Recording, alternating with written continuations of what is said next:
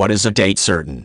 A date certain is a term that is used to identify the date when actions that relate to a contract are scheduled for completion. This date is important since it is included in the text of the contract and is considered binding on all parties participating in the agreement. Failure to observe the date certain by one party can cause the other parties to determine that a breach of contract has taken place and possibly take legal action to recover any losses that occur as a result of that breach. One of the most common examples of a date certain is the expiration date identified in the terms and conditions of a legal agreement.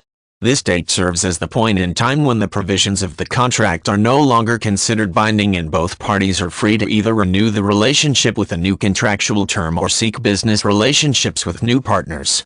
For example, if a customer chooses to not renew a service contract with a provider by the date certain, then the contract is considered settled and the provider is no longer legally bound to sell goods and services to the customer at the pricing contained in that agreement.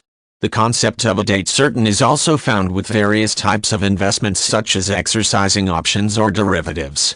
As with most applications, the date involved must be set at a time in the future that is considered reasonable and agreeable to all parties concerned. While it is often possible to exercise the options prior to the date certain, there are usually provisions that make it possible to fulfill all the terms of the contract in advance of that date. For this reason, there is often a difference between the date certain and the actual settlement date.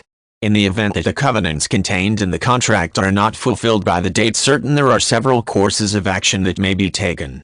If all parties are agreeable, the contract can be amended to include a new date certain, effectively rescheduling the amount of time allowed for all parties to honor those covenants.